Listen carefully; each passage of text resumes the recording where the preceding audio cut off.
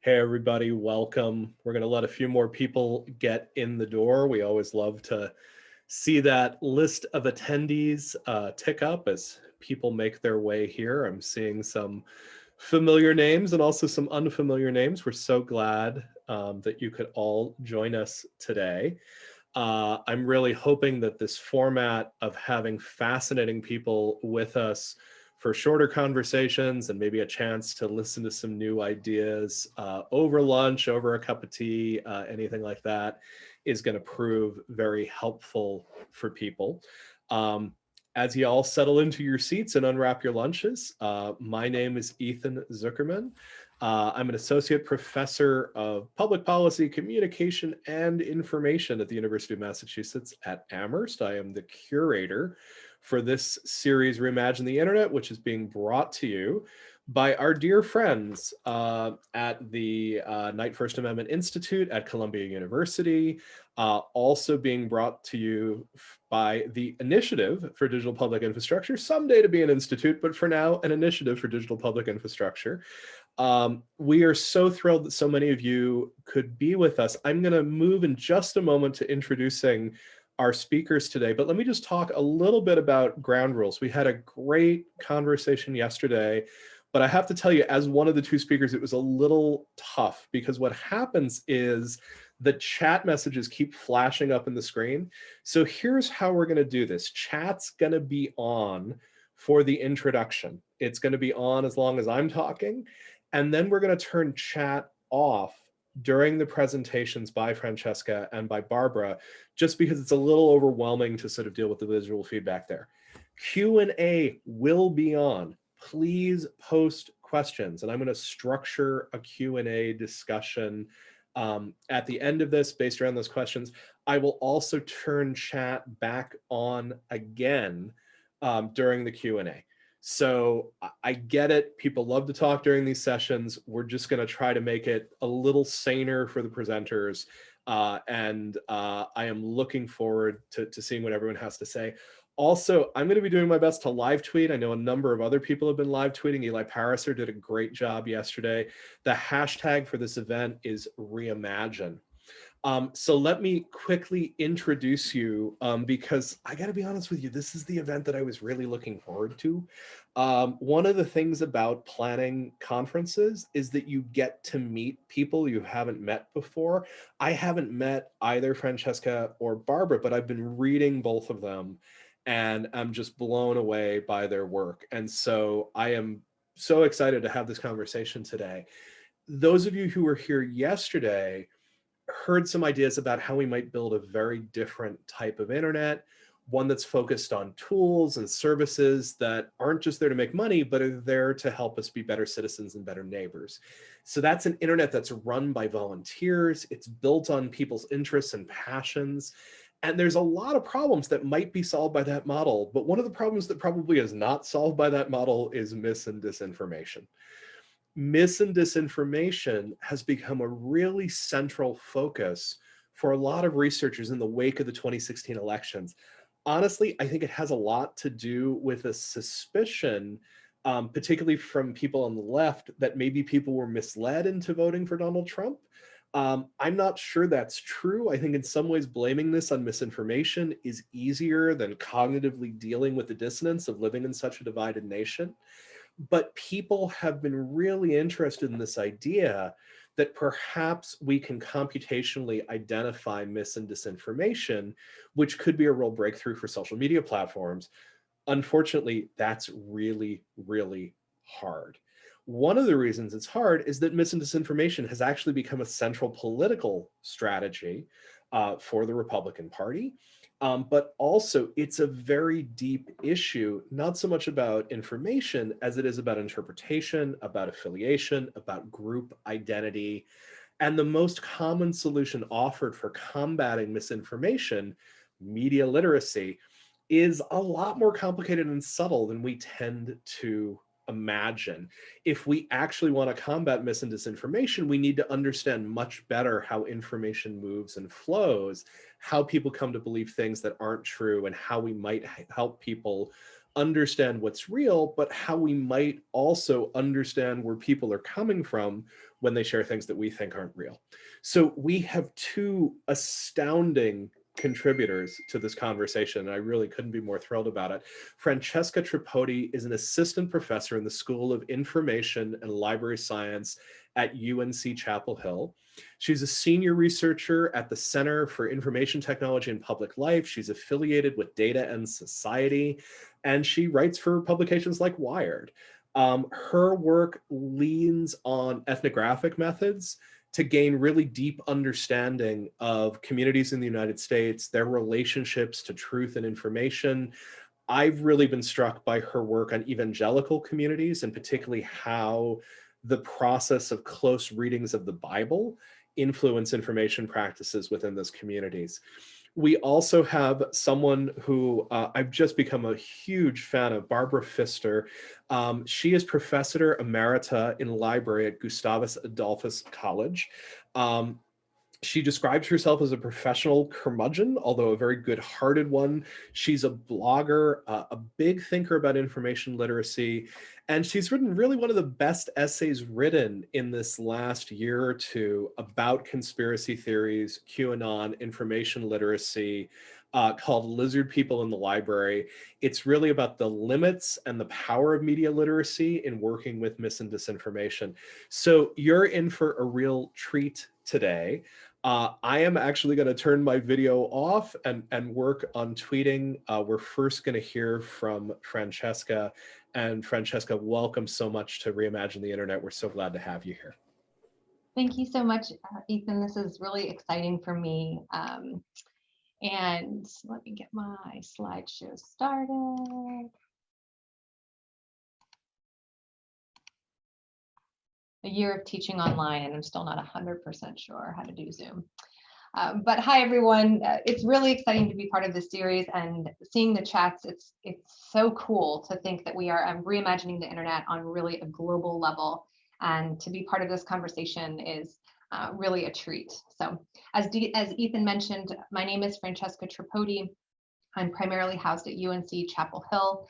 And for the last decade, I've been using ethnographic methods to better understand how communities use platforms in ways that programmers don't necessarily intend, exposing what researchers in my field refer to as socio-technical vulnerabilities.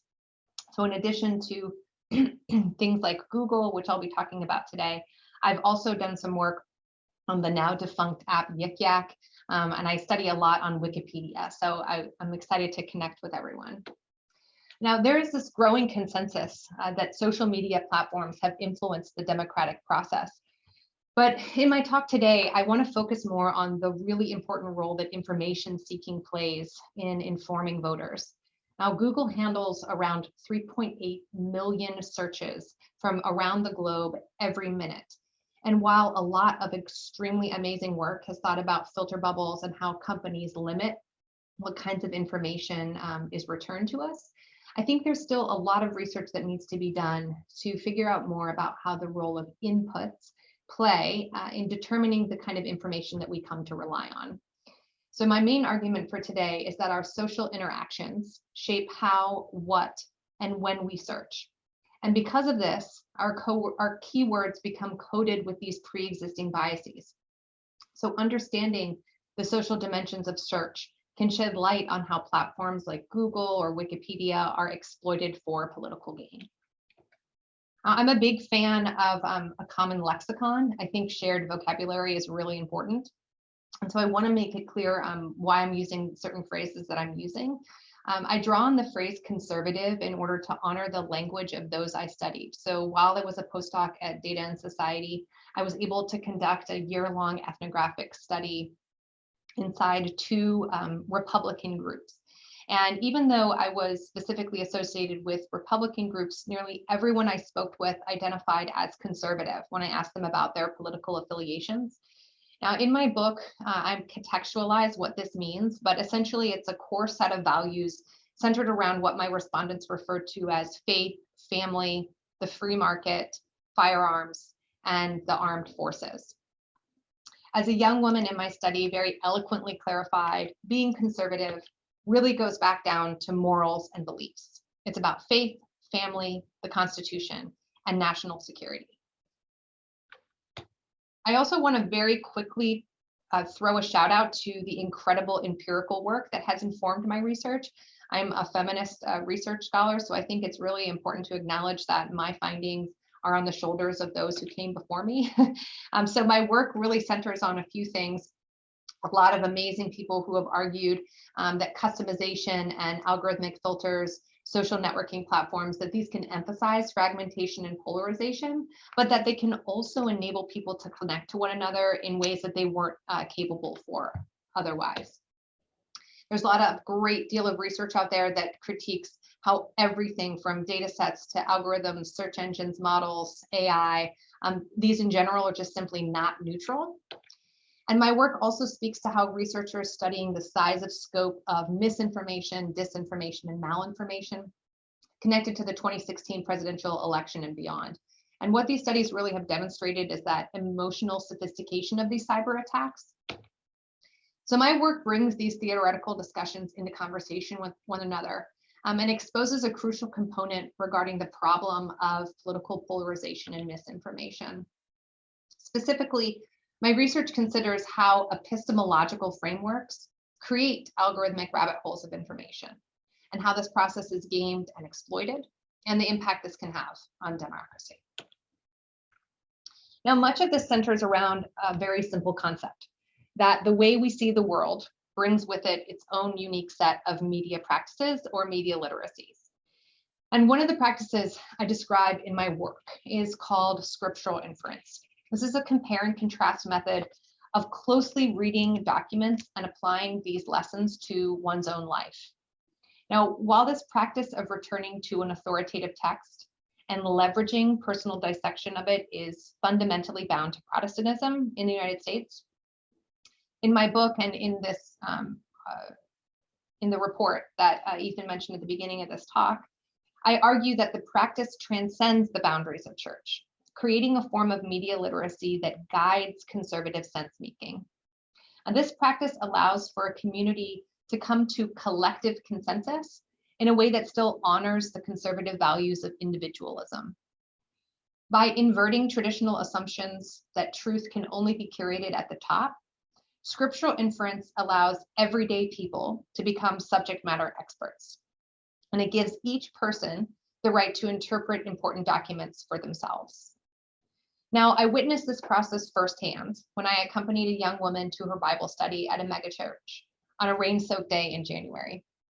Sipping on coffee from a percolator, we spent about an hour drilling into 20 lines of biblical text and applying these lessons to our own life. But on this day, toward the end of our study, the pastor closed his Bible and encouraged the group to apply the same close reading to the new tax reform bill. Before us, he drew out a few lines from the bill. And then collectively, we considered how these act's provisions would allow for agricultural deductions, but also impact stakeholder interests. As we began to make our way to the central service, he was adamant that we go home and read this text on our own, that we, quote unquote, do our own research. Not unlike favoring individual textual interpretation over elite priests, journalists and academics are also thought of as obscuring essential information found directly in the text. And it's through this practice of scriptural inference that conservatives can come to embody a set of worldviews that are distinct from other groups. As my study reveals, the process of scriptural inference is not bound to scripture or a belief in God at all. My findings actually match other ethnographic accounts of more secular conservative groups whose members did not attend church gatherings. They too describe a practice where conservatives would engage in textual analysis of documents deemed sacred. These studies also mention, similar to mine, the Constitution or the Federalist Papers. And like those in my study, many would carry pocket-sized constitutions with them to use as a quick reference if needed. So this media practice was bound to a direct analysis of, quote unquote, the words, rather than a deep engagement of the context in which the text was created. For example, while institutions of education emphasize the separation of church and state, a government-centered model meant to prevent the church from unduly influencing policy, conservatives I studied interpret the wall of separation as a way of defending faith's role in guiding politicians. The wall is meant to protect the church from government encroachment, not the other way around. And conservatives use the phrase wall of separation to support their position on religious freedom by drawing on the words of Thomas Jefferson in the letter he wrote to the Danbury Baptists in 1801, claiming that Jefferson was talking about keeping the state from overreaching into the church or the community. Other respondents in my study described how they would read legislative proposals or transcripts of Trump's speech in order to fact check how media outlets would report on what he said.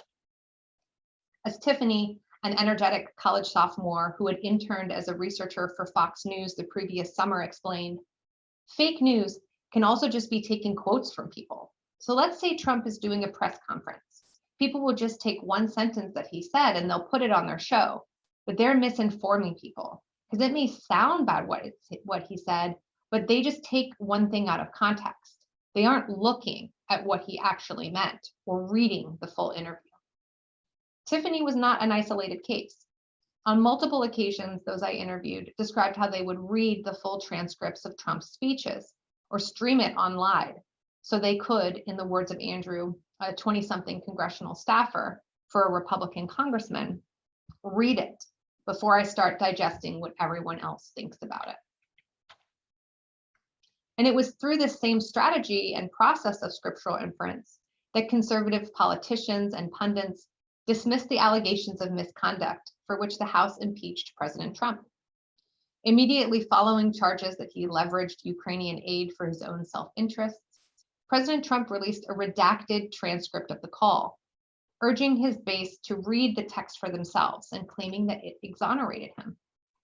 On October 2nd, Rush Limbaugh's show had a show titled Trump's Ukrainian Call is Not Hard to Defend, in which he drew on the practice of scriptural inference, providing a line-by-line analysis of the memo. On November 14th, people wearing Read the Transcript shirts attended a rally in Lexington, Kentucky. And during the impeachment hearings, the president and multiple sources inside the right-wing media ecosystem highlighted how Representative Escobar and Representative Lee omitted the words us in reference to Ukraine doing a favor as evidence that the allegations against Trump were false. As a media practice, conservatism really embodies scriptural inference and this idea of doing their own research on issues that they feel are too important to trust the news. Now, part of discrediting academics and journalistic middlemen is about obtaining that textual document. But when I dug further and I asked, well, what does doing your own research look like? Or how do you get these transcripts to begin with? Every person had a one-word answer. And I have a feeling you all might know what it is. We Google it. Search engines are playing an important role in doing your own research, especially the groups that I observed. As a young journalist who graduated from college just a few years before my study explained of her process, I literally type it into Google and I read the first 3 or 5 articles that pop up because those are the ones that are obviously the most clicked on and the most read. Now, this respondent's preoccupation with Google's top returns was common. Those in my study were less likely to keep scrolling past the first few hits, but also weighed the content at the top as more important, more relevant, or more accurate.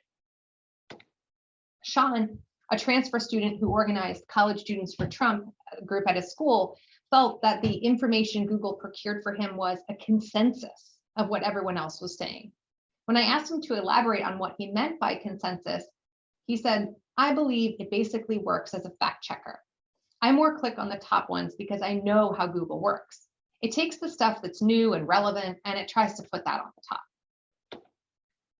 Silas, a college sophomore and an active member of his college Republican group, summed it up best. There's a lot of influence in the first couple of results that show up when you type the words. because the first information we see is what I'll remember and I'll keep with, and I'll assume it's true. So Google has a lot of influence on the role of information. Now, how information is ordered and whether or not it's accurate is not particularly concerning when the subject you're Googling has a lot of accurate information about it. Okay, so take, for example, this quick search that I did just right before this study to get some more information on the Knight First Amendment Institute at Columbia. As you can see, the very first return that Google shares with you is the website for your organization. Scrolling down, there's some more information, press releases, largely curated by the foundation itself. But our ideological positions shape how and what we search. And this is especially true when we seek confirmation in connection to our deep stories, right? What Arlie Hochschild describes as the ones we have heard for so long, they already feel like truth. Now, search engines use complex algorithms to generate a ranked list of results. Now, these things are dependent on a lot of things, right? Geolocation, surrounding text, the click-through data of other users, but they are also largely driven by users' keywords. The point of view from which an individual sees the world shapes their keywords that they choose when searching. And these ideological fissures create multiple internets fueled by confirmation bias. And to be very clear, I'm not a techno-apologist. Okay, so I completely understand that despite Google trying to convince us that their results are ranked by popularity or trustworthiness or credibility, they are also affected by those willing to pay and take advantage of search engine optimization. But I think it's important that the very notion of SEO is about best matching keywords and our own click-through history. So in some ways, we are teaching Google what we want to see and what we consider to be a credible source of information. And the types of keywords we choose really, really matters. So one thing that I like to think about a lot is immigration in the United States. Is yours a deep story that connects immigration to the American dream? Is it one that welcomes foreign-born citizens and advocates for their rights? Or is yours a deep story that feels threatened by the arrival of foreigners? Is it concerned what they will do to your version of the United States? Because your deep story really influences the kinds of keywords you start with. If you're someone who would Google something like illegal aliens and voter fraud, you're going to get results that confirm that worldview, that immigrants are coming in and somehow creating a fraudulent election. But if you're someone who advocates for immigrant voting rights, right, you're going to get an entirely different set of returns. And I also want to take a very quick moment and point out that this is not exclusive to Google. So I often use it as a go-to example because, you know, as I said at the beginning, it drives most of the world's queries, and like 3.8 million searches are done around the world every minute on Google. But my pet peeve would be when I talk to people, they're like, oh, well, this is why I use DuckDuckGo. And I think it's really important to know that DuckDuckGo may protect your privacy a little bit better, but it's not going to try and change your mind if the keywords you put in are biased to begin with.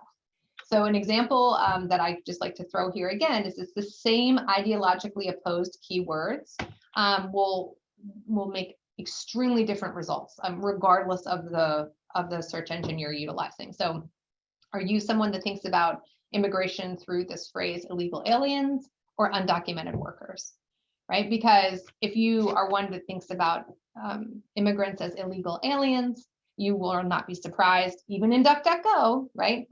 The searches returned are going to be confirming that worldview, the Daily Caller, Breitbart, et cetera. Whereas undocumented workers is going to connect information seekers with organizations devoted to helping secure undocumented workers' rights and compensation. So the fact that we often go to search to confirm what we already kind of believe gets even more complicated now that Google is changing how they order information. So in the information sciences, there's a difference between searching for content and searching for documents. And when Google first started, it was facilitating a search for documents, right? It would return a whole bunch of hyperlinks and act as an intermediary by directing users to the documents where information could be found. And this is like similar to what I showed you at the beginning, but even on this slide, you'll see the first return when I'm searching for more information about Colombia is a link back to Colombia.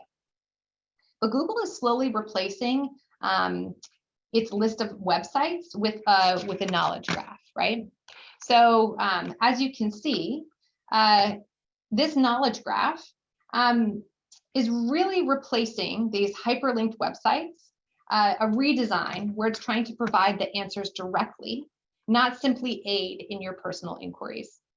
And this can be problematic because Google might incorrectly answer your question, or they might try to lead you in a direction that further confirms what you might already believe to begin with. And this desire for Google to answer the question directly for us or suggest like-minded queries not only keeps us on the platform for as long as possible, which we know is part of their agenda, it also creates the opportunity for parallel internets to form. And because they are invisible to many of us, these become ripe for manipulation. The ease by which you can trick the system into what kind of content will be returned is also connected to what researchers refer to as a data void. Now, for those unfamiliar, a data void is when limited or no content is available on a topic. So it's very easy to coordinate around specific keywords in order to guarantee that future searches are directed to content that includes these terms. And this is why conspiracy theorists were able to capitalize on that concept of a crisis actor, right? They produce a plethora of insidious content, maximize search engine optimization, and then ultimately guarantee that future searches link back to conspiratorial results. Because ultimately search engines are not designed to guide us through existential crises, and they are not designed to challenge our existing beliefs. So these results are rooted in whether or not the system thinks it's best matching what you're looking for. But the problem is, and librarians and information scientists have been thinking about this forever, the notion of relevance is subjective. It's idiosyncratic. It's really hard to predict, and it's extremely unstable. Also, it's exploitable. So by knowing and understanding the concerns of their audience and amplifying certain key phrases that resonate with deep stories, my research demonstrates how conservative pundits and politicians can drive users to seek out more information on Google, knowing they will end up engaging with their content. And this is very similar to, I first considered the ideological role of search while reading Safai Noble's Algorithms of Oppression. So not unlike the way that the Council of Conservative Citizens was able to reach people like Dylan Roof searching for Black on white crime, media manipulators can exploit search engines by honing in on concepts that resonate with deep stories and encouraging their audiences to do their own research while simultaneously repeating keywords or phrases that can highly affect this propaganda feedback loop. So my findings were featured in a piece of investigative reporting by the Washington Post, who found that typing Russian collusion into Google would autofill delusion. And as I noted in the article, this phrase collusion delusion was first used by Roger Stone when he was interviewed on Fox News, and that this phrase then circulated throughout the right-wing ecosystem. But I also saw it played out in real time during the impeachment trial of the first impeachment trial of President Trump, when Representative Nunes repeated the phrases like the collusion hoax, Christopher Steele, and Nellie Orr. And he used his opening remarks to signal these key words, diverting public attention away from the impeachment allegations. So before the Mueller hearing, Nunes drew attention to Joseph Musfend and Christopher Steele. And over again, he would tell us that we shouldn't be paying attention to this, but rather these other persons. But when you go to Google to seek out more information about these persons, all you got was a return of conservative content. The Daily Caller, the Daily Wire, the National Review, Fox News, the Washington Examiner, and more nefarious publications like the Epoch Times. Nunes continuously argued that Congress needs to pay more attention to this and urged constituents to go out there and look for themselves on why we shouldn't trust systems like Fusion GPS or Nellie Orr. Now, Nellie Orr, I think, is the perfect data void, right? And a wonderful litmus test to try and gauge someone's political leanings. For those of you who might not be familiar, she used to work for Fusion GPS. She's the wife of a former high-ranking justice official, Bruce Orr. And according to conspiracy theory that started on QAnon, their relationship is evidence that investigations into Trump were part of a systematic effort by liberals to unlawfully remove him from office. So this search continues to exist inside an ideological vacuum. The keyword was ultimately curated by conservatives to act as a dog whistle, symbolizing a notion of election fraud long, long before 2016 even turned around. Now, often after I talk or after I write about my work, I'm asked, what can we do and how can Google fix this?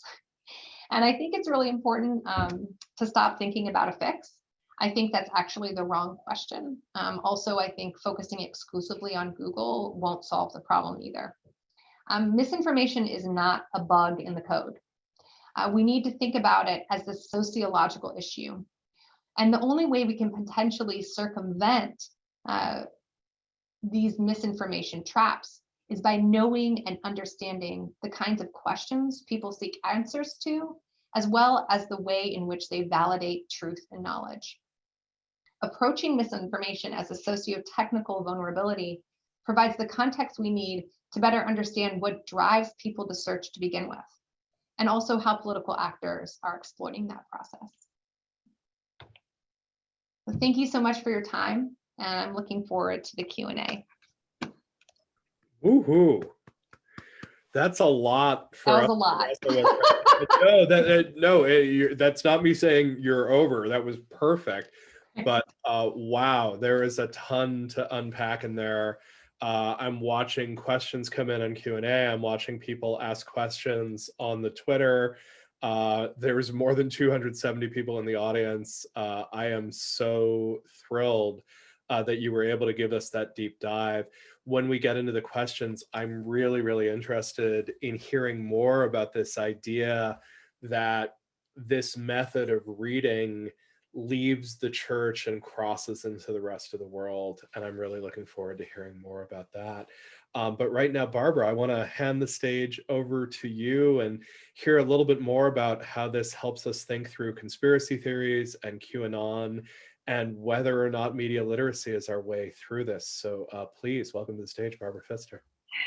Thank you. I want to show what Francesca just said to everybody in school, because it was just fascinating, especially when it comes to things like understanding how Google actually works and why whatever it is they're doing with as engineers doesn't defeat the fact that we're in these different places using different language. And that's just great stuff. It's so important to think about that with search, which seems so neutral. So I wanted to start by saying that I'm coming to you from southern Minnesota. I'm on land that was taken from the Dakota people of the Oseti-Sakoan by a fraudulent treaty a long time ago. And so I need to acknowledge that my home is on stolen land, and that I grew up with kind of a misunderstanding of the people who were here long before my ancestors came over from Europe and who are still here. And I'm trying to unlearn the things that I learned as a child. I mean, I grew up with the Little House on the Prairie books and with the typical myth of the romance of the American frontier, which is a kind of a colonialist mindset that I'm trying to unlearn. So this kind of spooky picture is titled American Progress. And it shows this woman, this gigantic woman striding across the land. She's wearing a sort of a classical toga outfit looks like she might have a wardrobe malfunction at any minute, but here she goes, bringing light and technology with her as she strides across the land. The native people and the wildlife are all being pushed off to the west into darkness as she brightens the land. And she's actually carrying telegraph wire, and she's stringing telegraph wire across the country and bringing other technologies of farming and mining and the railroads with her. This is a colonialist version of the American progress. It was reprinted in a lot of travel guidebooks to encourage people to go out and settle this vast and supposedly empty land out there. I think this is a mindset that we haven't unlearned sufficiently, and it still infuses a lot of how the internet has developed in the United States and then been exported around the world. We tend to think of this as a very individualistic place where anybody can be anything they want to be, and they can build new businesses and be entrepreneurs, and everything is wonderful. You see this in some of the early language around the internet. John Perry Barlow's famous Declaration of the Independence of Cyberspace made this argument that on the internet, there's no such thing as privilege or prejudice. We're all equals, and we're all able to express our beliefs. We can be who we want to be.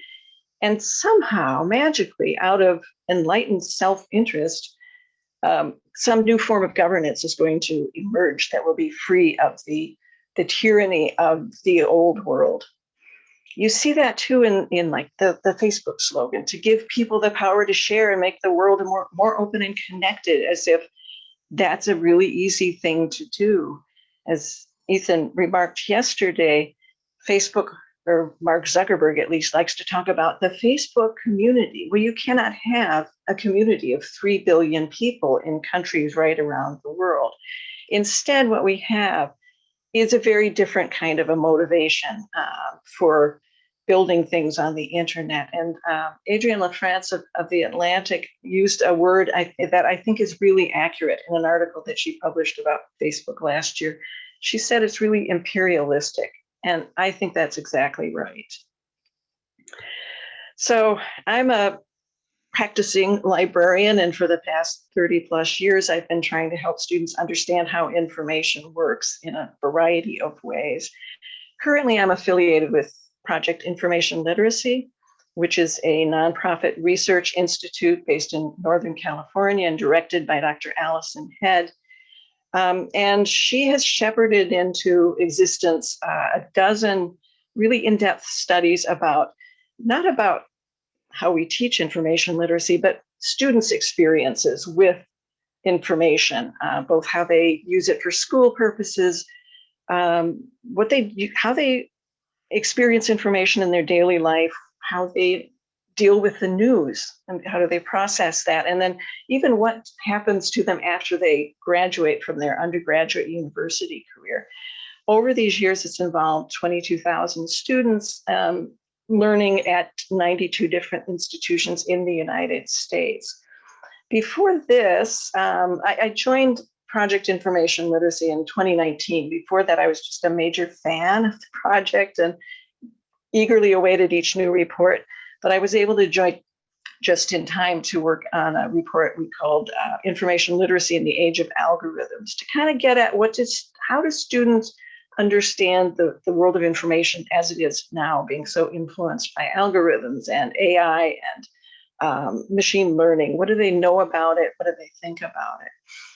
And now I'm a contributing editor to this new series of essays. I was able to write the first one, this Lizard People in the Library essay, but we're trying to have people come in and say something that might provoke interesting conversations about what we should do with information literacy. When I look back at my time as a working librarian, I was at a small liberal arts college library for over 30 years.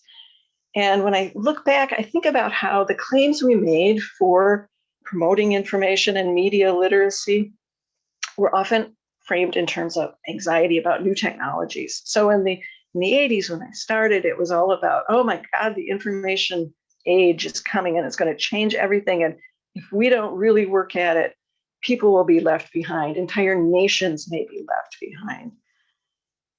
As the web came along and we began to try to grapple with the fact that there was a platform people could use to express themselves in all kinds of ways, there was another kind of anxiety. I noticed a lot of faculty who just assumed students would figure out how to find and use information, suddenly wanted to bring their classes into the library to talk about this thing, this web where anybody could publish. It was a fear of having a world without gatekeepers.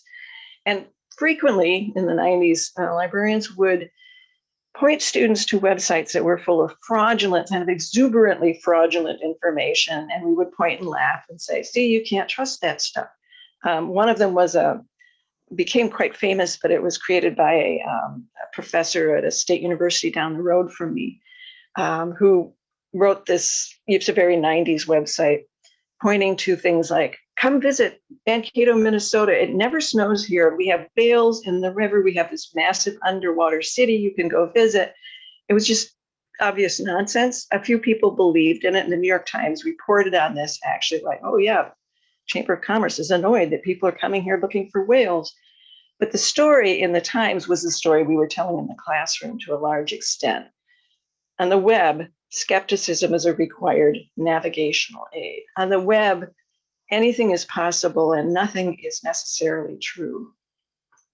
More recently, of course, it's the fake news crisis that got us all up in arms and trying to make, we tended to make a lot of guides to learning how to test for facts and decide which things were true or not. So very often we're kind of picking up on some new anxiety and trying to solve it somehow with media and information literacy in the classroom by tweaking what we do.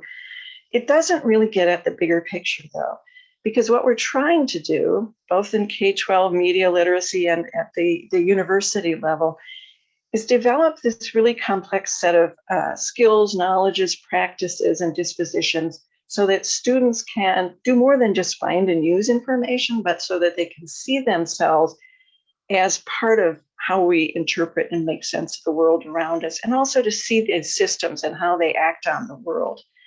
We want students to do some complicated things, understand how media and information systems work, and enjoy research, get into it, feel passionate about it, feel part of a collective effort addressing questions that matter, and basically to develop what we in Project Information Literacy started to call information agency, seeing yourself as someone who has the right and has the ability to create new knowledge, to question authority, to be able to make up our own minds.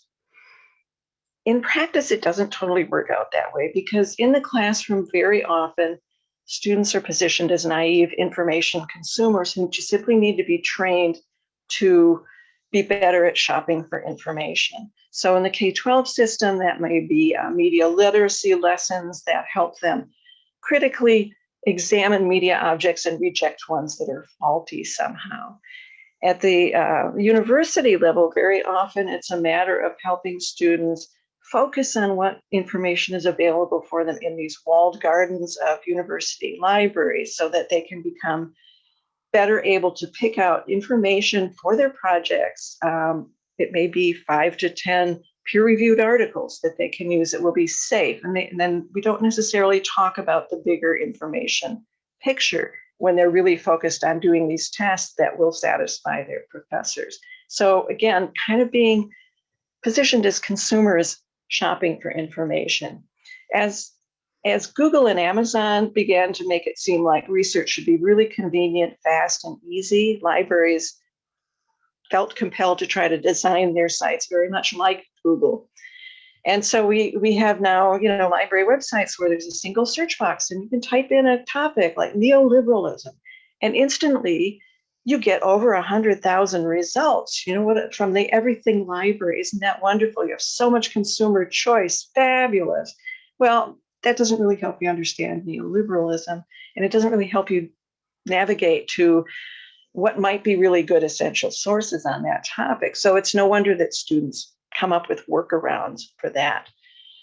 Over the years, as Project Information Literacy has done this research, we find Students have trouble getting started on their research projects, partly because they're thrown into doing research on topics they know very little about. So they have to kind of scope out the whole landscape of that question. And very often, honestly, they don't really care about those questions.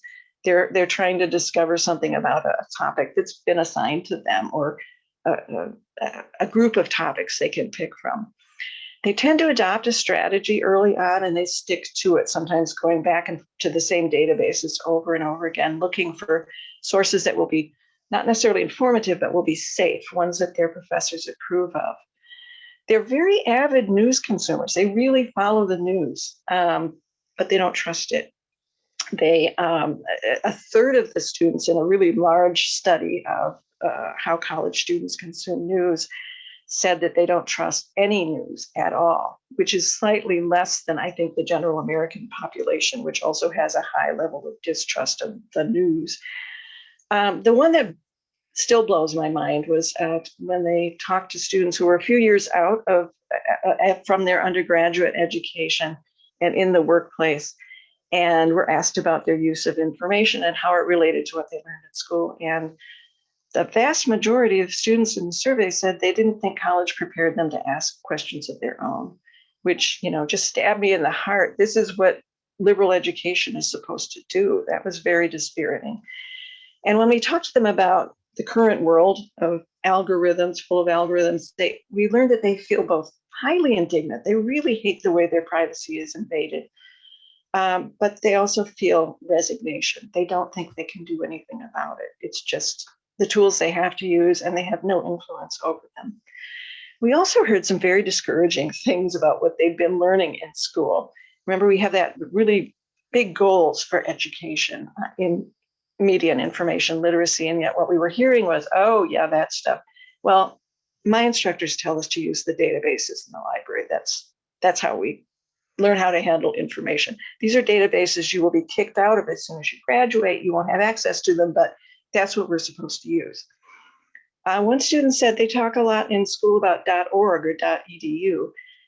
I remember hearing that advice 20 years ago, and it was terrible advice back then, but apparently it's still coming up in classrooms. Or the student who said, oh yeah, that 2-day thing where they help us, tell us how to find quality sources. Well, I've heard that in high school, and it doesn't really work because it's not the way it used to be, which is true.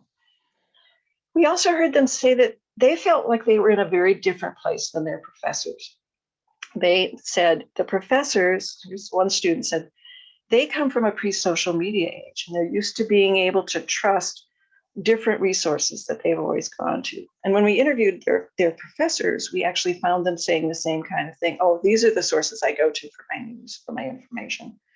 Whereas we grew up with untrustworthy sources, and it drilled into us, you need to do the research because it can't be trusted. So I find it really fascinating that Francesca's hearing that from people who are much older and yet are also believing this idea that we each individually have to go out and make sense of things for ourselves. And of course, some of this is shaped by being shown silly websites about whales in the Minnesota River. We can't trust anything. We have to do the research. And yet, even though I'm hearing these dispiriting things from students, a lot of people think the solution to our disinformation problem is more media literacy. Like this tweet from, I think, last week, where somebody said, with some luck, tomorrow's kids will be taught these skills in school. Like, what have I been doing for 30 years? Well, that's disappointing. I don't think more of the same is necessarily going to help at all, because it turns out that people who believe things that are making us so upset about the idea of misinformation are actually, by these qualifications, quite media literate. They understand how these systems work. They're very good at working these systems, in fact. They're really deeply into interpreting media messages critically. They feel the passion for discovery we wish our students felt. They feel part of a collective effort to address these big questions that matter, because this is a life and death struggle between good and evil for them. So it's really, they feel very purposeful in this research, and they enjoy it. And they have information agency in spades. This is a meme that was circulating around QAnon circles. And you can see in this that they're saying the same things. Research for yourself. Use logic. think critically, think for yourself, all that independent ways of delving into things. But it's also showing there's this kind of alternate authority structure being built so that you should trust yourself, but also trust your president, trust the plan, fight for truth. So what do we do with this? And sometimes I just don't know. I just feel like I have no answers. I don't know how we're going to overcome these really deep-seated epistemological differences. If we can't agree on how we know what is true, then I don't know how we're ever going to find common ground. So sometimes, I don't know, I just despair. But since I've been in classrooms and I want some kind of practical advice for people who are trying to do this sort of teaching and learning, I have to come up with some ideas. So one is, I think we need to reemphasize the importance of learning to trust, not just how to be skeptical, but rather trust is really important. But we need to get at why to trust rather than what to trust. Too often we do shortcuts like, go find peer-reviewed research. That's trustworthy. Well, no, it's not. And that doesn't really solve the problem. So we need to unpack the underlying values of the knowledge systems, institutions, and practices so that we have some idea of why a well-respected newspaper might have practices underlying it and values of the journalist that the journalists hold that might make it worth trusting. And the same for science, for scholarship, for all kinds of ways of knowing. I think we need to talk more about how information systems work on society. And in talking to faculty about this, I got a sense that, like, I'm really worried about this and I have no idea how to bring this into my classroom because I just don't know enough about it. So to that, I say, look for the helpers. There are bound to be people on your campus or in your school who know a lot more than you might realize. And if we can put those people in conversation together, we might be able to solve some of these problems. Plus, there's fabulous research being done and really worth reading. There's educational materials being developed that go way beyond look for .edu, for heaven's sakes. So there's stuff out there that I think can help us make these shifts. Peer-to-peer learning, I think, is really important. When we talk to students in focus groups, they were so interested in learning from each other. Sometimes it kind of called things to a halt. A student would talk about what they do to protect their privacy online. And another student would say, hold it, wait a minute, let me write that down. What was that VPN again? So they were learning from each other. And they didn't expect to learn from their teachers. They knew they're used to learning from each other. And there's a lot of knowledge out there among the students, which when combined with what they're learning in their classes, I think could be really powerful and would give them a chance to learn by teaching each other. I think they also could do some interesting learning through community outreach. The students we talked to were deeply concerned about their grandparents, about their elders, and they were also worried about their younger siblings, what was happening to them because they were growing up in a world where social media is ubiquitous. So I think they really felt empowered and interested in helping other age groups and other kinds of people understand information. I think we need to encourage information agency, not just consumerism, but, no, you are here. You are part of this information ecosystem. You have a role to play, but also pair that with a sense of responsibility. Help people think about what is my code of ethics when it comes to sharing information. And finally, frame learning about information systems as education for democracy. We have a tendency to think, well, this stuff is political, so we can't really deal with it. Or it's political, so we're just going to say that's a Republican belief. This is a Democratic Party belief. Apologies to those who are coming from another country. This is very American-centric of me. But we do tend to kind of divide things up in terms of politics, when I think really we could be talking about how does this kind of information system bolster or harm democracy? And let me just also kind of pull back to the bigger question of how do we reimagine the internet? What can we do? Well, there's one way of thinking about developing these communities around information that I think has some interesting potential as a model, and it's been around for over 100 years. And it's the public library. If we had to invent them today, people couldn't even imagine it, or they would imagine it could not be done. I mean, it just would be impossible.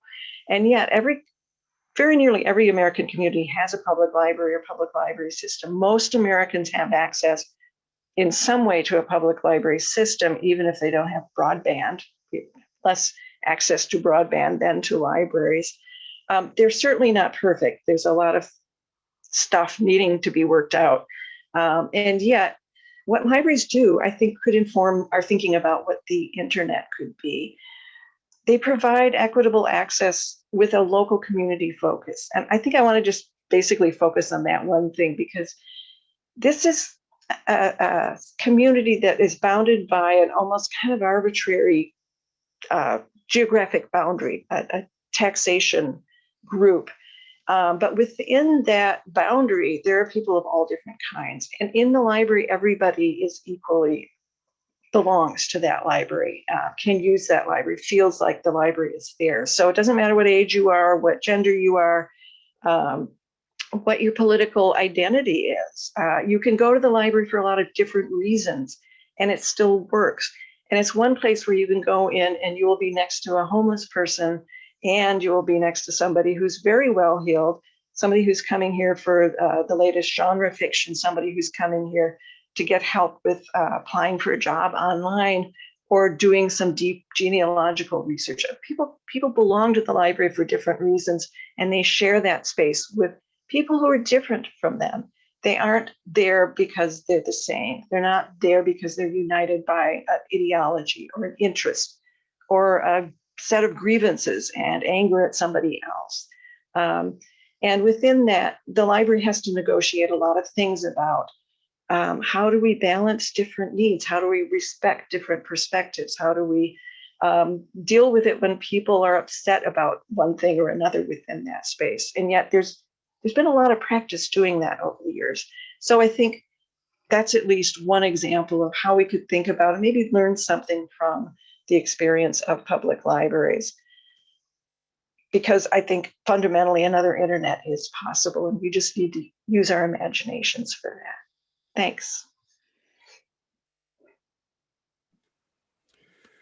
Thank you for just another absolutely killer talk, Barbara. There are people on Twitter who are going nuts in the best possible way from your observation that QAnon is really good at media literacy, including Jimmy Wales.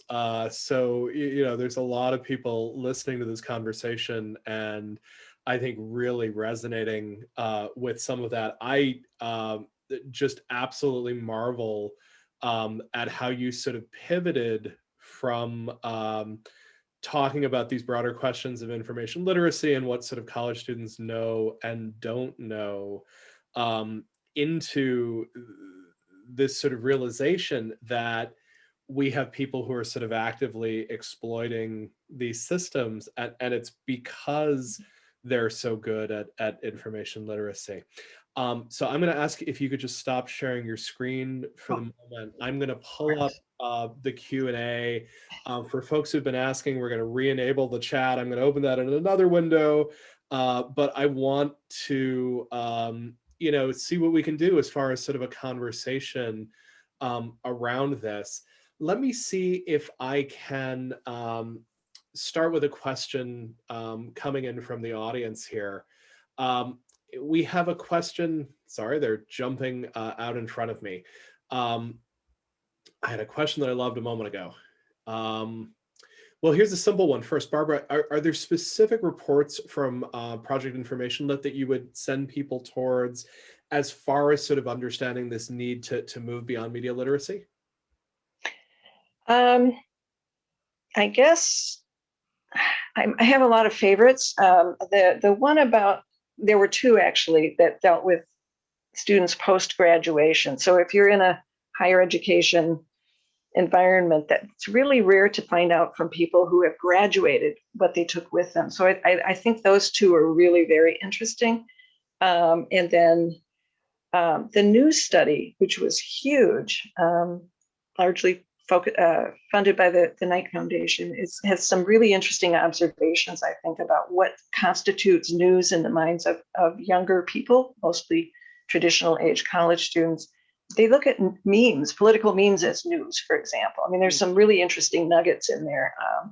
And it was a very solid, very large study. I personally like the one I worked on the information literacy in the age of algorithms, because I think it points out at least a lot of the things that students are really deeply interested in, but just don't come up in classes. And so maybe that would give us another kind of encouragement to do things like bring into our instruction what Francesca was talking about how Google really works by using the words that we use. And that's going to shape so much what you find. And yet people tend to think of Google as a neutral broker, like there's, it's not influencing anything. It's just giving me information purely. That's the kind of conversation we need to have, because that's where people turn for information. We all do. So let me take a question here. It's coming in from Dr. Nick Adams. There is a lot of work showing ideological polarization. What do Drs. Tripode and Pfister know and think about whether American society is also experiencing epistemic polarization? Do different groups have different ways of knowing? How do we measure that? And what is the consequence of this epistemological polarization for society and democracy? Francesca, this seems like one that's going directly towards your work. Can I put that to you first and then to Barbara? And you've got to unmute, my friend. Yeah, sorry, yeah. There's someone mowing the lawn outside, so hopefully you all aren't hearing that too much. Really quickly, before I answer that, I just wanted to piggyback off of what Barbara was just saying about how few people trust the news. And that's something that I was also seeing. And what was interesting to me is I would say, well, they'd say, I don't trust the news. And I said, so where do you go to find out about who you just voted for? Because I was like sitting outside of primaries, and they were like, Google. And I was like, but then what? What do you mean by that? And so it's really interesting because they're saying, I don't trust the news. And so since I don't trust the news, I go to Google, without like acknowledging that Google is an aggregator of news, or taking a lot of content directly from Wikipedia. And so I'm excited to read some of these reports coming out. I think you actually broke that website with your talk, because now I think everyone is flooding to this website and I can't open it. But regarding epistemological fissures, I would say 100%. I don't think that we're in a new time of epistemological fissures, right? And I don't think that we're in a new time of political polarization. I think any kind of historical work looking at like the civil rights movement, opposition to the Vietnam War, right? The women's suffrage movement, like we have always been, I think, in a very different place of how we seek truth, what we think are sources of knowledge, and the ways in which we validate those truths. I do think what's changed, right, is that we can connect with people from further away, right? We can connect with like-minded people in a much more wider scale and scope. And we have this like immediate ability to determine that what we think is right.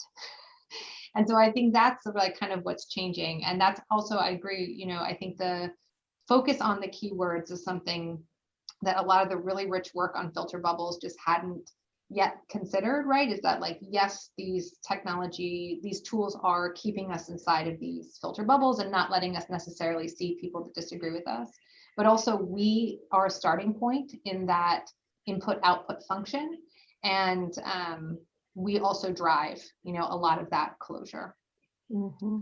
Francesca, there's a new study out. It's come out from the Anti-Defamation League. One of the authors on it is Brendan Nyhan, who's a terrific methodologist. And it's a survey of people's watching habits on YouTube with a focus on hate speech. And it's taking on this question of who's finding hate speech online. And it turns out remarkably, the people who are finding hate speech on YouTube are the people who have hateful racial attitudes and are searching for hate speech. So it turns out that when you search for hateful content on YouTube, you can find it. So Look at that.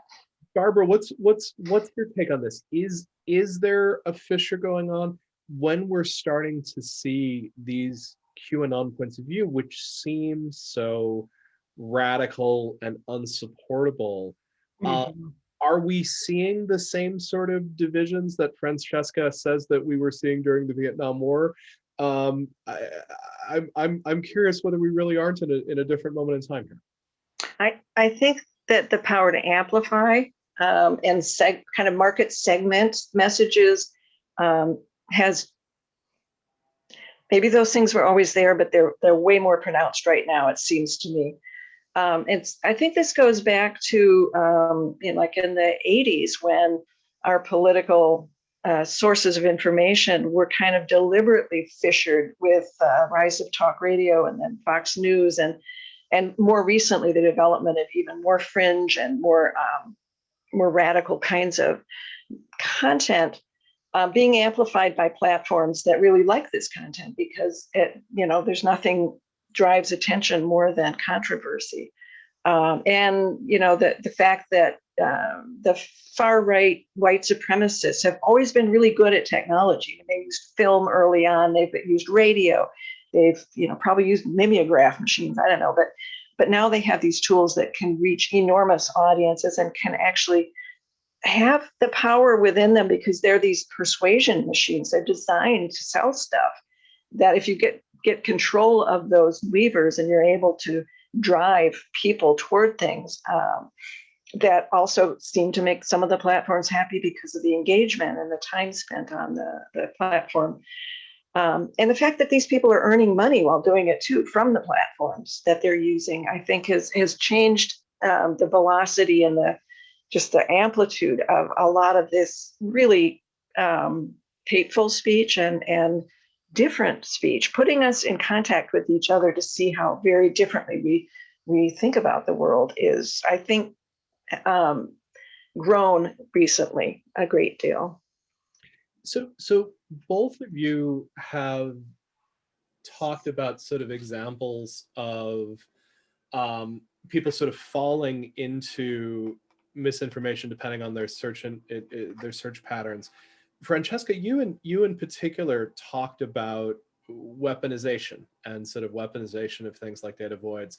Those are clearly conscious strategies. Barbara, you have really sort of explored this, with this question of, has QAnon actually sort of figured out how to manipulate this space in a way that no one else has?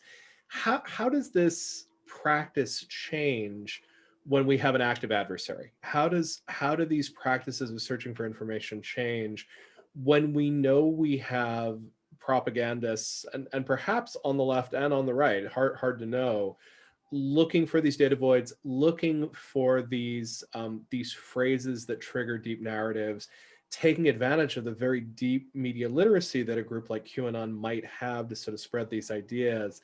How does that change how we might be reacting to the situation? Barbara, do you want to go first, or Go for it. Sure.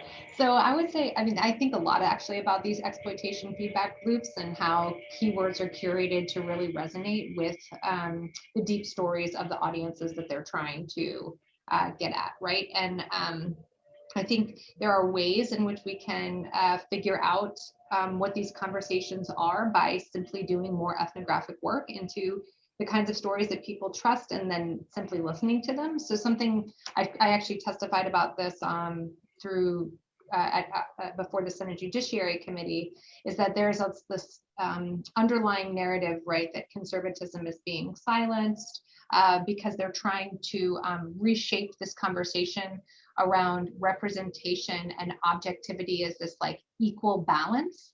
And it's actually the same conversation. I would recommend the work of Nicole Hemmer's Messengers on the Right here, which she also talks about how this rebranding of objective to mean balanced, or both sidesisms. And so I think what's interesting is because there's been this skepticism sowed, right, that if your return does not show equal weight in the positions, then it is somehow flawed or biased or has been manipulated by big tech. And so like seeding this distrust in the tech returns is being utilized and leveraged within the right-wing media ecosystem, so that one, they can say like, don't use these platforms, use these other platforms that we're curating. These won't hinder your free speech. These will allow your information to flow to the top. But it is also, I think, complicating notions of media literacy, because one thing I think is very interesting, sometimes that's sometimes that is also a tool in media literacy training, like, oh, well, if it's only one thing being returned, or if it's only one side being returned, you might want to be skeptical. And so it's likewise, right? You know, how Bill O'Reilly did a lot of this initial like critique of the media and don't trust it. There are so many similar parallels between media literacy initiatives and the same kind of skepticism that like groups like QAnon, but even, you know, like Rush Limbaugh, right, uses or used, excuse me, to really get their audience to think. And it actually also connects, I noticed in the chat, someone mentioned this notion of like lateral reading as well. I think these like exploitation systems are really attached to things like lateral reading. So lateral reading is this practice where you kind of teach this in media literacy to say like, well, if you're seeing something that doesn't quite jive, open a new window and search for information around those terms to see if anything else comes out to like challenge what you're reading.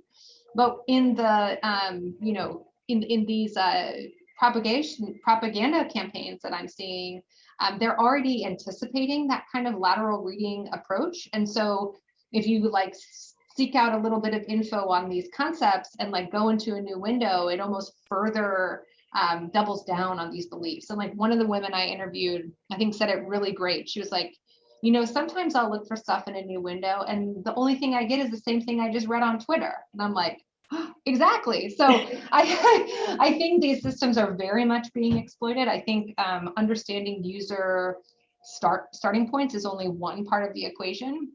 But I think if we can know kind of like the kinds of queries different audiences are seeking out, we can think about how these keywords are being curated.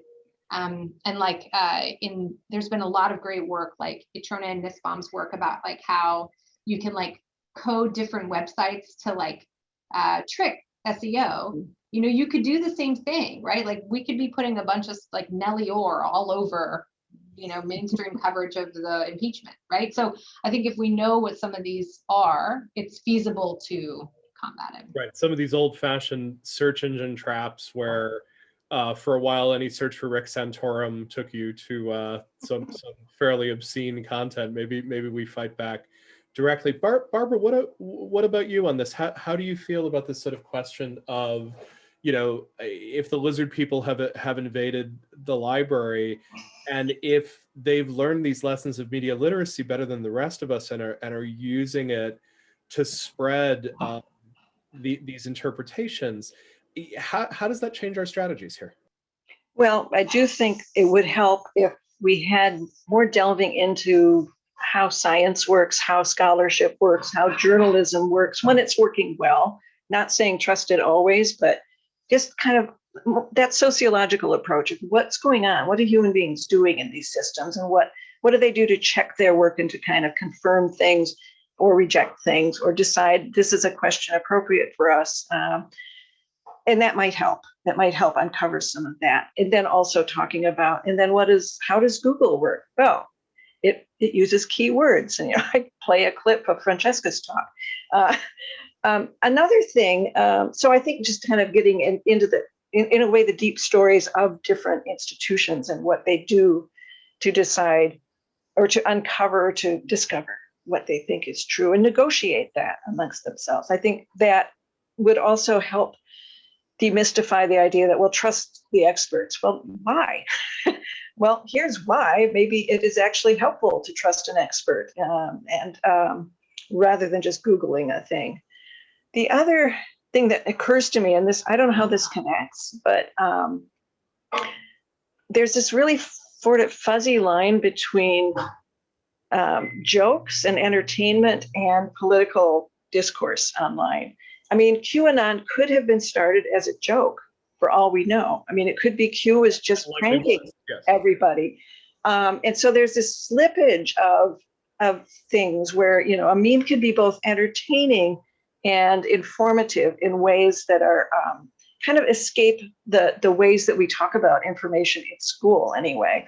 And so I think it would be really interesting to delve a little bit more into what's going on with the lulls, origins of some of this stuff, and how people respond to being in on a joke, and what role that plays in conveying knowledge. I think that would be a really fun thing to play around with students who are, you know, if they see political memes as news, maybe unpacking some of how do those things work? Where do they come from? How are they circulated? Rhetorically, what kind of work are they doing to draw people's attention to themselves?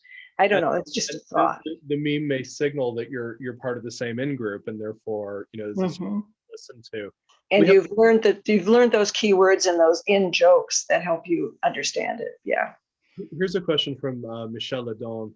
I wonder if either of you think we are adapting to the presence of algorithms and have instinctively begun to subvert it or manipulate them to get different perspectives. Do you see any evidence of people, particularly young people, finding ways to work around the inbuilt biases of algorithms? We definitely heard that in the news study, which actually I didn't work on. I read it avidly, but the students would describe how they went about gathering news, and they would get a stream of news, but they were very worried about being in a filter bubble.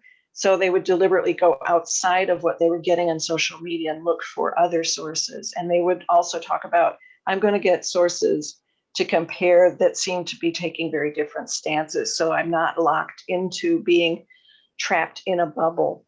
So to that extent, the students that we talked to certainly at least described that as something they practice. Whether they do it all the time, I don't know. But they were aware of it, and they were definitely thinking of ways around it, although I don't think they had quite the thoughts about what kind of keywords do I use when I search. Fascinating observation there. So some of that, yes, for sure, I would say.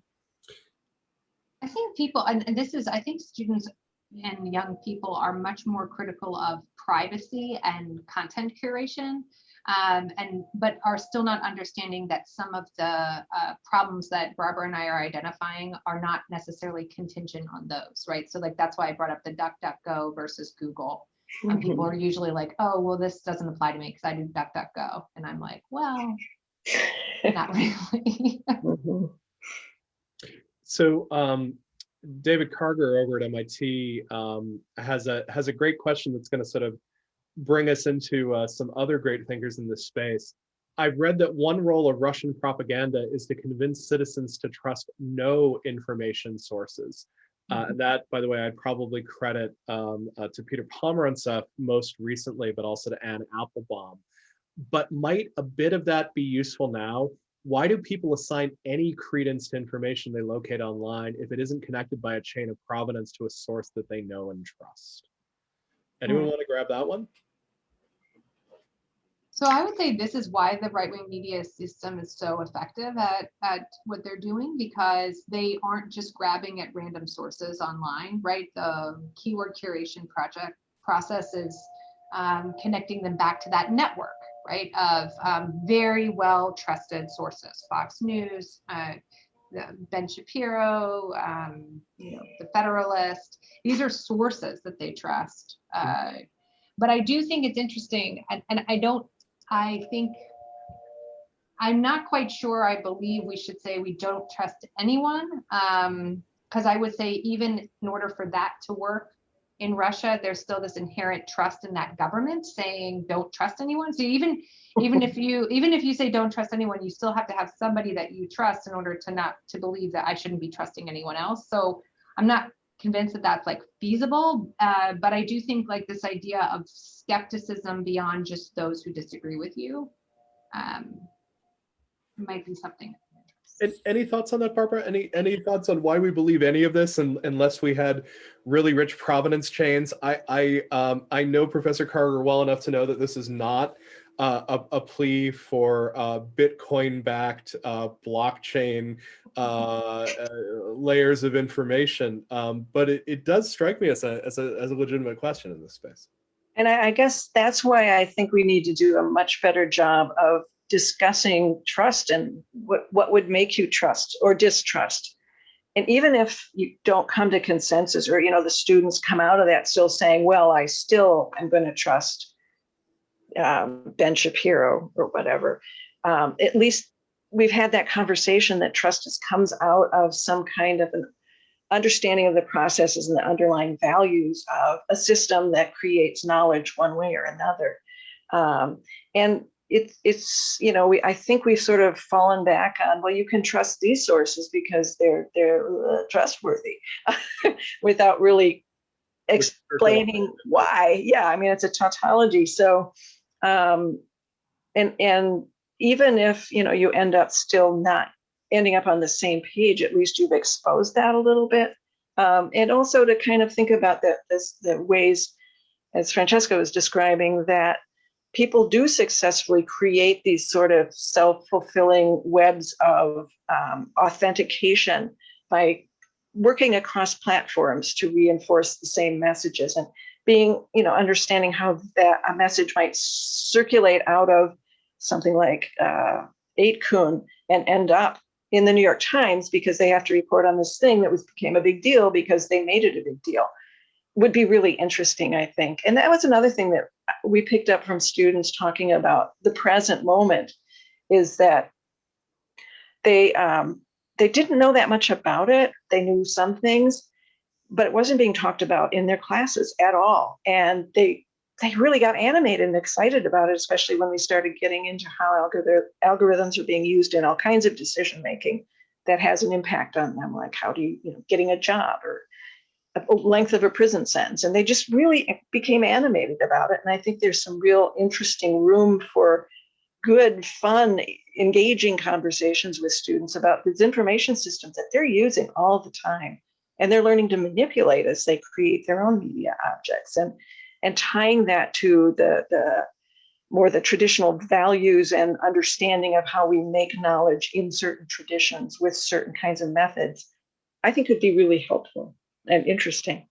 Barbara, I think on that point you made on it started in 8kun, but now it's in the New York Times.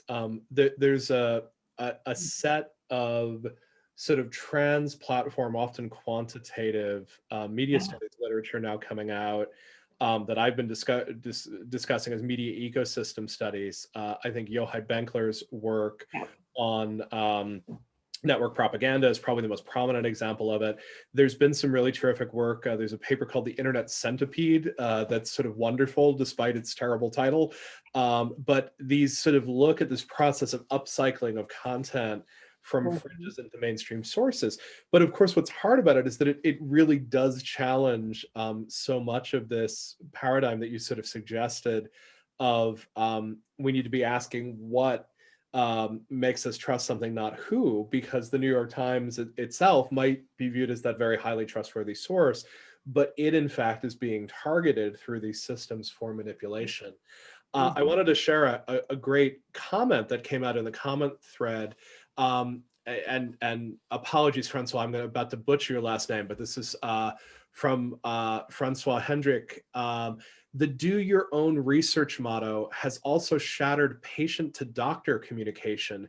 Patients enter the doctor's office either with a fully fledged diagnosis and draft prescription, or they second guess their diagnosis and do the research afterwards. And I would note that that's been further complicated by pharmaceutical advertising, urging people to literally go do that and sort of ask for the prescription coming out of that. Francesca, you wanna build on that? Yeah, no, actually, I'm on a dissertation committee with a psychiatrist, upcoming psychiatry student who focuses on autism, and they're looking at just this, right? So one thing that he's trying to further with his work is ways that doctors. So he's saying if people query general autism treatment, they're more likely to receive non-evidence-based practices than evidence-based practices, largely because people who create evidence-based practices aren't making YouTube videos. And so a lot of people are going to YouTube though, when they're, I mean, you think of a new parent, recently your child's diagnosed with autism. I want to figure out how to treat it. There is no real like treatment, right? There's like official way, there's no cure, right? There's treatments, not cures. And so what he's trying to do in his dissertation is do a content analysis of the content returned, but also create a lexicon for doctors so they can say, like, instead of saying, don't Google this, give them the key, going back to this my concept of keywords, right? Give them the language for how to look up and return good information, right? So I think what Francois is saying is really true. Like if patients come in, exacerbate, oh my gosh, or like, I need this, give to them, say, yes, I hear what you're saying. You're scared. Here are tools here are phrases that can return to you some really good quality content. And then also figuring out ways to make really good quality content easy to understand. And maybe just a connection for those for whom this isn't obvious, but that sort of work requires auditing. It requires the ability to audit a platform like Google. Google's not terribly hard to audit because you can sit there and sort of throw queries at it, although it gets really hard to audit when you're trying to figure out how your own search history plays into it. It gets way harder to audit something like Facebook when it's directing you to some of that content. Some of the work that's really being done right now is around this question of how you would create a legal framework in which those audits are possible. That's obviously the Sandvig versus the Department of Justice work. But this is a great example of why it's so important. I'm going to come to Lena Westfall's question as maybe a chance for all of us to sort of have a last thought on it. It's very, very simple. And Barbara, maybe you could start with this. How do we extend the spirit of and the properties of a public library to other public spaces? I think for one thing, we need to have public spaces that aren't commercially driven. And I know, Ethan, you're working on some ways of creating smaller communities that can function online that have built into them some of the kind of negotiation tools that will help a smaller community come up with a governance structure. The thing that I like with the public library is that it's so very local that people don't feel like somebody else is telling them how to use that space or what should be in that space. But they also have to grapple with the fact that there will be stuff in that space that isn't what they wanted. There's a display about GLBTQ people, and a lot of people get upset about that. I don't want my children seeing that. Well, okay, let's talk about how we come to terms with that. And these can be really heated discussions, and they don't always come out well. And you just check out library Twitter. If something goes wrong, you can read all about how a library has made a horrible decision. I don't know, honestly. I mean, I've been also in a lot of these kind of communities that grow up online around an interest, and they can be very democratic and very knowledgeable and have evolved. I did a study of people who talk about genre fiction online in communities and kind of looking at why did they talk about it and how did they decide how to make that a place everybody could be happy, and what did the platforms contribute to being able to do the governance or not do good governance. So it was kind of interesting that that's a case where the tie is around a common interest rather than a location. So I think there's different ways to do it. I think size is always going to be a problem, as came up yesterday. There's no way to moderate 3 billion people at once. There's no platform that could even build that in a way. But within smaller communities, it would be nice if there were ways, both models, but also tools to help people get to know each other and be able to talk about their differences without just making assumptions about them, and also just give them space to be in a space together without necessarily having to believe in a particular thing or behave in a certain way, but to kind of honor each other's differences. Barbara, we need another one of your 8-point slides giving us key components, because actually all of those are great. I can see Eli Pariser somewhere in the background here taking notes for the work that Civic Spaces is working on. Francesca, any thoughts on that? I think Barbara summed it up really nicely. I guess the only thing I would do is sort of complicate a little bit more the role that libraries have played in our history. And I know something that we're thinking a lot about in SILS, and I'm sure other libraries as well, is the ethical considerations behind who holds knowledge to access and power. And that even if we make systems public, they still are often controlled by a small elite few who have the opportunity to write the history in the way that favors them. So I guess circling it back to how Barbara began, right? Thinking about those acknowledgements, recognizing that the public sphere, while, perhaps more inclusive than a private sector or privately controlled, still brings with it its own set of baggage. And so we must recognize those inherent inequalities that really have been like baked in to our system. Thank you for that, Francesca. And I think that question of who the library feels accessible to, who might feel excluded from it, and sort of thinking about those questions is probably another layer of playing with that otherwise very, very helpful analogy. I'm so grateful to the two of you. Thank you so much for joining us today. For folks who might have tuned in a little bit late, probably by this time tomorrow, the YouTube version of this will be up. I know there's questions about whether we should be putting these on YouTube. I'm going to talk with our team about whether we could put some of them on PeerTube as well, so that we're using some of the Fediverse instead of just the mainstream tools. People have been referring to this as a debate series. That's not how it was designed, because we mostly have people designed to sort of reinforce each other. Tomorrow may genuinely be a debate, which is great. We have Cory Doctorow, who's going to be talking about this idea of adversarial interoperability. Should new social networks have the right to interoperate with existing ones? How has this worked over time? We have the wonderful, forceful, ferocious, brilliant Daphne Keller, who's going to try very, very hard to keep us grounded in reality. And I actually don't have to be the one to shepherd that conversation. My friend Alex Abdo is from the Knight First Amendment Institute is going to be doing that. Please come on back. Please bring your friends. It's been so wonderful to have people here. Thank you again to Francesca and to Barbara and to everybody who helped this come about. And we'll see you this time tomorrow. Thank you all so much. Bye, everyone. Thank you. Bye.